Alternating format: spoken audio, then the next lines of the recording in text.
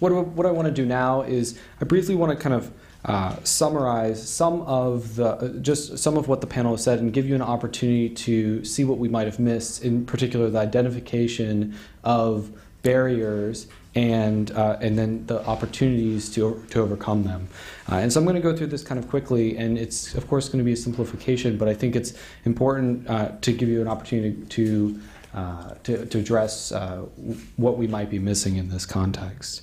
But specifically, so one element being, of course, I heard a common theme of this, the need to build trusting relationships and the value of one opportunity to overcome that barrier of finding an honest broker.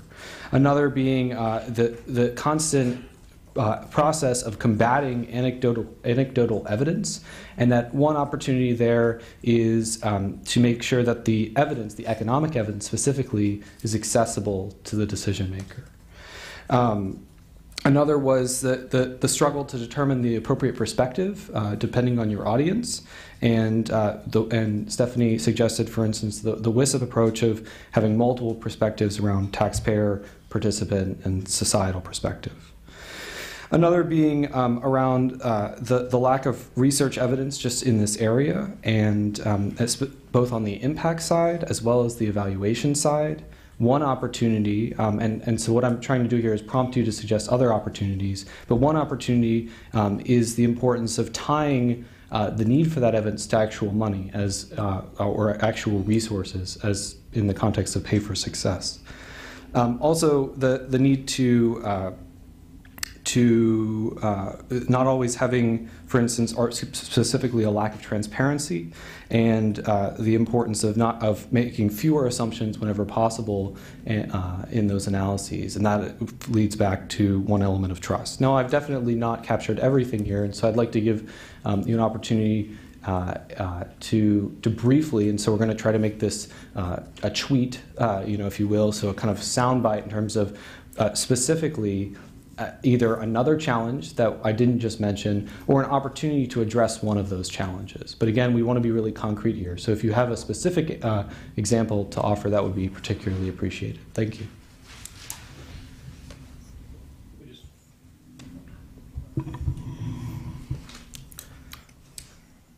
Little context on this. We did a study about 18 months ago, which looked at the current state of practice of cost-benefit analysis in the states. And we looked across all of the states for a 4-year period, looked at what CBAs had been doing, and then took a look at how good they were, measuring them against 8 specific elements of sort of a textbook CBA. And it wasn't a pretty sight. Of the CBAs that we found, only about 20% of them would really have the things that ideally you'd want to have a CBA do. So there's a huge room for improvement. Essentially, a lot of them were, well, we'll start with, we asked them for CBAs, and then we threw out about half of them because they had no elements that of common with a CBA. They didn't include basic things that you would expect. Even the ones that did, though, they would not look at indirect costs, so they would only look at direct cost. They wouldn't try to monetize obvious benefits. Discounting was a huge problem. Assumptions disclosed was a huge problem. So there's a huge need, I think, to raise the level of CBAs that are being produced out there. And I think there's a particular need to do that right now because advocates are getting used to the idea that they're going to be asked for return on investment. And what that means is that no matter what program they are and what evidence they have behind them, they will assure people that for every dollar that you get in their program, they will give you back $5, $50, $500, $5 million, whatever number seems to be appropriate in the conversation. And policymakers, if we do not deal with that, are quickly going to learn that it's a meaningless number because it can be tweaked to whatever number you want to give them. So I think that the need for this panel's work is incredibly important. I think as a consideration of how standards can be enforced is going to be important. I don't really see it's going to be feasible to come up with a licensure exam for people doing cost-benefit analysis like accountants have, but I think it'd be fairly easy to get some purchasing requirements in, federal regs and things like that, but just recognize that that is going to be important. I think that having something that does what WISUP's approach does, which is using a comprehensive approach that meets very high technical standards, but is also very understandable, is something that is critically important. I mean, we're trying to influence people who are incredibly busy people. And policymakers aren't going to read through your 400-page report, and they're not going to read between the lines of 454 and 455 on page 65.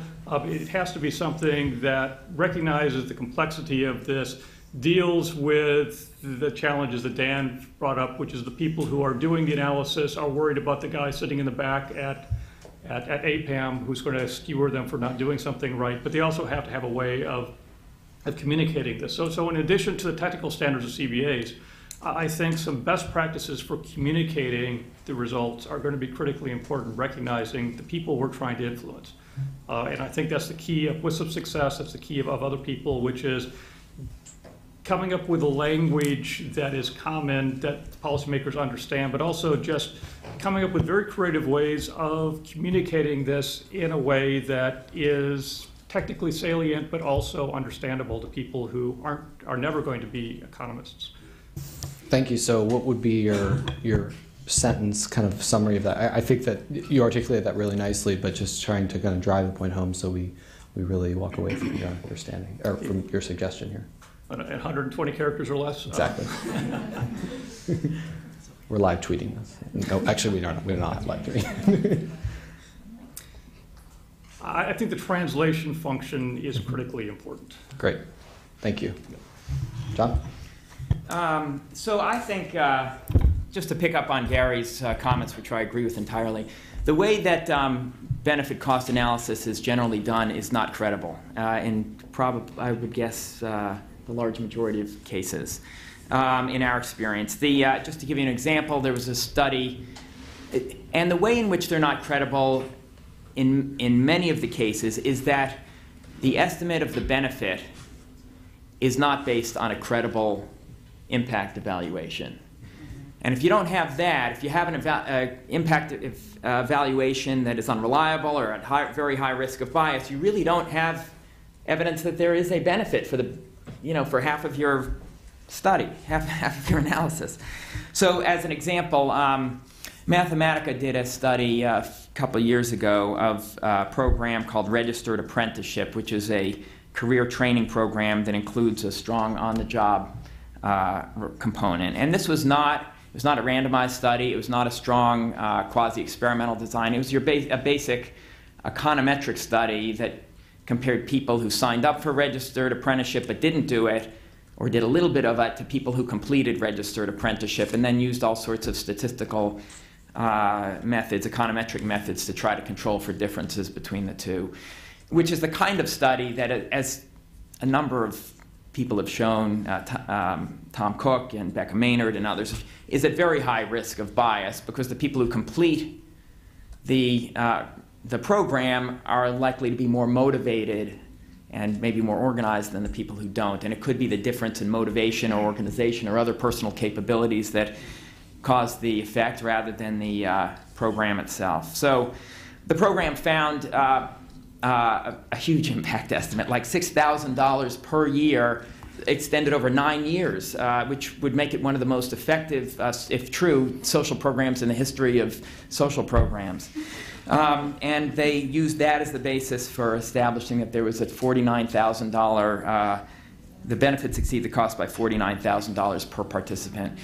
So that's one example, but that is an enormously frequent example where there's an unreliable result, and then layered on top of that is cost-benefit analysis. The antecedent question, I'd suggest, that needs to be answered, and most commonly is not, before doing a credible benefit cost analysis, is whether there is valid evidence of impact. Mm-hmm. So one thing that I think this panel could do is to set that forth as a principle. Mm-hmm. I'd like just echo what my colleagues are saying here, and also just provide a little bit of a different perspective. For sure, the need for standards, because one of the things that generates the most angst among our members as we're interacting with them. So, for example, one of the issues that we work on a lot is early childhood ed, preschool. So what's the benefit for preschool? Is it $7 for every dollar? Is it $14? Is it $100? You know, the estimates are sort of all over the ballpark. And when members hear that, it makes them very suspicious. So what's the real number? And so having some standards around that is really important, I think. But on the other side of it, the tension that we feel is that both our members and the policymakers they interact with really want local data. They want to know what the economic benefit is in their community. What happened, I literally heard people say, that's Boston. Boston has nothing to do with even Western Massachusetts, never mind Maine, which is where one of our offices is. So people really want that local data, and in the absence of that local data, so we do end up looking for some local universities, not very well done study, and at least presenting that information as the best possible thing we have that's local and trying to put that into some sort of context around the better numbers that we have. So we're constantly dealing with that tension between getting the best data versus the local data. So along those lines then, to dig a little bit further into what the three of you have said so far, so given the opportunity then, I think you've mentioned some to increase standardization in the actual production of specifically economic estimates, what else might this group suggest? Yeah, at the risk of broadening the panel's mandate, one of the challenges, in addition to what John said, of a lot of studies just aren't very good, which I would certainly agree with. If you think about what we need to be able to do good cost-benefit analysis, it is a good supply of high-quality research. And one of the problems is a lot of research is done and it's not very good. Another problem is a lot of research is done and it vanishes from sight because nobody ever reports it any place. It goes to the funder but never goes anywhere else. So we may be producing good knowledge, but it's not affecting anybody else. I think that there's times when Congress or states call for an evaluation and they're not very careful in what they ask for, and it's obvious they're asking for an impact study and they get back a process study because they give it to the agency, and the agency is more interested in process than what they're doing. So I think that we need to deal with the supply chain of evidence. If we're going to be able to solve the problem of having better knowledge to do cost benefit, we need to address the problem that studies which are being funded aren't being done the way that they should be. Studies that are being funded aren't going any place where you even know about them. So there may be great RCTs out there that nobody knows about. And when the intent is to produce impact studies, we need to make sure that's what actually is done. So to the extent where the committee could solve that problem too, would be truly awesome for the field. They're recognizing that steps need to be taken to do this, or we're going to end up in the same situation 5 years on that, well, now there's 100 more RCTs, but we're still dealing with this much of the budget and the problems facing policymakers are this broad. Thank you. Thank you. So thinking in the context of when we do have impact evidence, are there other areas of standardization that you might find helpful in your own work? I'd love to answer that quickly if I can. A lot of the things that we find in our work at WISIP are that there may have been some great impact evaluations out there, but they're measuring things that we still don't know how to put dollar values on. So there are certain kinds of things that you might be able to gather from administrative data that maybe should be encouraged when people are doing evaluations, such as educational outcomes like achievement on standardized test scores or high school graduation rates. We love high school graduation rates. Or things like health indicators, or things like symptoms of substance abuse or mental health problems. Things that may be actually readily accessible from certain publicly available systems. Maybe there's some IRB approval that needs to get gone through to get some of those impacts. Particularly, I'm also thinking about involvement in the criminal justice system or juvenile justice system. There are a lot of administrative ways to get to some of these outcomes that we do know what to do with economically. So I would encourage measurements of those kinds of things on a more standardized level. And I would add probably measurement of cost as well. Yep. Yes, that goes triple. Yes, please. Could you Sorry, I was really- just, Sorry, I was just thinking about that. Sorry, one second. With the cost, I think that's honestly where our analyses at WISIP fall the shortest, is trying to figure out what these programs actually cost to implement. So what, on an actual level, so not just saying, calling up a program developer and saying, okay, how much did it cost you to do this in your pilot project, but actually getting into it and saying, well, if you're going to be doing this on a regular basis, how many hours are required? What sort of training does your staff need? What sorts of physical structures need to be in place, or infrastructure needs to be in place for these programs actually to happen? So not just in a pilot, but on an ongoing basis. In addition to that, it's really difficult oftentimes to get startup costs. So when we do our analyses at WISIP, we're kind of assuming this kind of ongoing, assuming that the program has already kind of hit its stride. So you've got this ongoing cost of implementing a program. But what we have a hard time getting oftentimes is, well, what did it take to actually get that program up and running? How many resource investment, how many people did you have to train before you got a staff that was solid and didn't have a lot of turnover? So yes, we would love that kind of information. Sorry to jump in like that. Thank you. John, and then anyone else before we turn it over for questions from the committee. So one other item, even for the committee's consideration, would be the importance of reporting benefit cost findings when you do have a credible impact evaluation, to do them in the simplest way, most transparent way.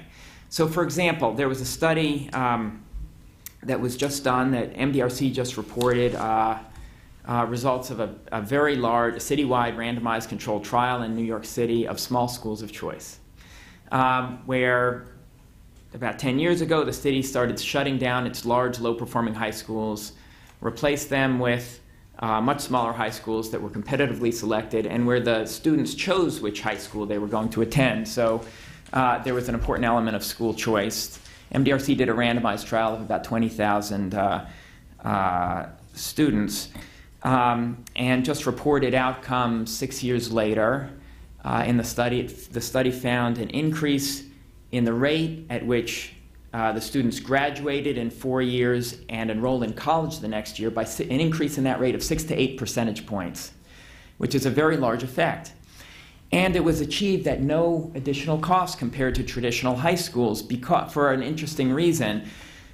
Because the students graduated within 4 years, as opposed to sticking around in high school for a fifth year, there was 1 year less of cost for educating those students, because they were out of the school, they were graduated. Anyway, there was a careful cost analysis that was published in JPAM that found that there was no added cost. So, as my mother would say, what's not to like about this? You've got large impacts on an important outcome, high school graduation, college enrollment, and there's no added, it's same cost as what we currently do. That might speak for itself. Meaning it's a no-brainer to any policy official that the benefits exceed the cost, even before you try rolling them up. And it's possible that if you did a more comprehensive cost-benefit analysis to try to figure out, well, they graduated from high school, et cetera, and how do you value that, and what are their earnings over time, and then roll it up into a big number, that might obfuscate. It might obscure the central message here, which is that the benefits exceed the cost under any conceivable calculation. It's just obvious. And so there may be, that is true. It's not always true. It's certainly not always true. But there are a number of cases where it is sort of like that. There is another example, I'm not going to get into details, of a crime prevention program, multidimensional treatment foster care, which produces sizable impacts, but also costs less than what is currently in widespread use. And so it may be that in a number of the cases where you have a very strong impact, you may be able to report the benefit cost result in a fairly simple way that it's transparent and highly convincing to policy officials. Thank you. A couple of comments on this. So one, I think it's important also not to think about interventions and evaluations as if they are pills. So as some of the comments have indicated here, every time you try to take one of these interventions into a different location or a different target population, most replications aren't successful in every replication. Most projects have not been replicated very much at all. But sometimes you find dramatic success in one location, and a few years later in a different location, you find no effect at all. So I think being able to create the capacity here to really, I think as you're suggesting, being able to kind of break down what are the components and the elements that seem to work under different circumstances, and that does require more meta-analytic work, is one factor here. So we need to be able to think, even some of the RCTs, you can get very wrong assumptions about an RCT because you didn't really follow what happened to the kids in the control group who may have been getting a different intervention than what you assumed was no intervention. So we need that kind of meta approach. And I think we also need I think we need to focus more resources on looking at how to help people make good decisions about evidence that is out there. And again, I think in terms of this panel, if you look at the scope here of what the federal government could do, I think in addition to creating more of this kind of evidence which is more transportable, and I should also say that the whole focus around administrative databases is critical here too, because for our ability to look long term, we really need to keep things less expensive. We need to be able to follow people and track them through some of these administrative databases, which means we've really got to deal with the issues of access, privacy, but the ability to have some significant breakthroughs here in our ability to track outcomes would just be enormously helped if we could address that problem. If you look at a lot of the workforce studies that have been done, for example, there's a tremendous amount of work out there, some of it with RCTs, but all you know is what happened to that person at the end of the program and maybe 6 months to a year later at best. So a lot of programs where a lot of money was invested, but not enough to actually get you those kinds of longer term results. But I also think we could leverage much more the dollars that the federal government puts not only into evaluation but into technical assistance and mandate. In fact, any technical assistance program, I don't know why we're spending money on it if it is not to help people implement and test evidence-based practices. Thank you. So now we have an opportunity for committee members to begin asking some questions, or that could be follow-up or something new. Please make sure you use the mic.